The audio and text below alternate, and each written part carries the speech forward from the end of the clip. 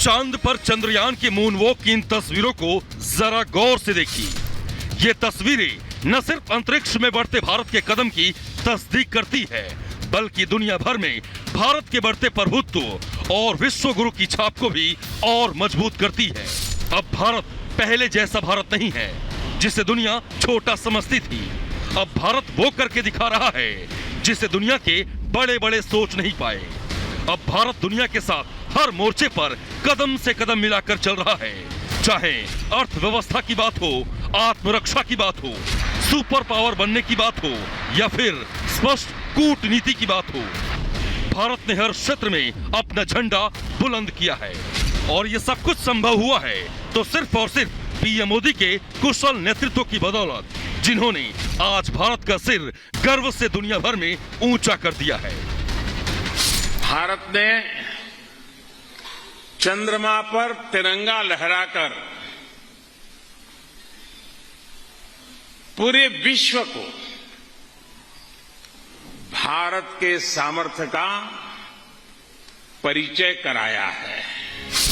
एक तरफ पीएम मोदी भारत को सुपर पावर बनाने की राह पर आगे बढ़ रहे हैं, तो दूसरी ओर देश के विपक्षी दल हैं जिनका सिर्फ एक ही मकसद है, पीएम मोदी को सत्ता से हटाना।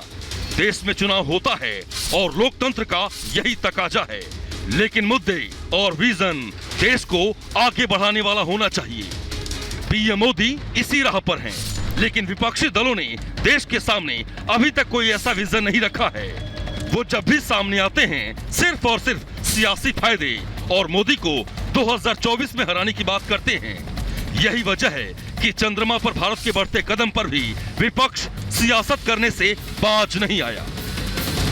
क्या चांद की उस धरती के मालिक हैं प्रधानमंत्री जिसका वो नाम रख रहे हैं? कल को कोई दूसरा देश वहां पहुंचेगा, वो अपना नाम रखेगा। प्रधानमंत्री सिर्फ राजनीति कर रहे हैं, इसके अलावा कुछ नहीं कर रहे हैं। और हमारी हर सोच में, हर बात में, हर काम में, हर नाम में राष्ट्र प्रथम। दूसरी ओर कांग्रेस है, वो उनमें ये होड़ लगी होती है कि नेहरू जी का नाम रखें, इंदिरा जी का रखें, राजीव जी का रखें, सोनिया जी का रखें। देश में 2024 का चुनाव करीब आ रहा है, जिसे लेकर सत्ता और विपक्ष दोनों सक्रिय हैं। मोदी सरकार जनता के बीच अपनी उपलब्धियां गिना रही है, तो वहीं विपक्षी दल अभी तक अपना नेता नहीं चुन सके हैं। यही वजह है कि विपक्ष की साख अभी भी जनता के बीच मजबूत नहीं बन पाई है।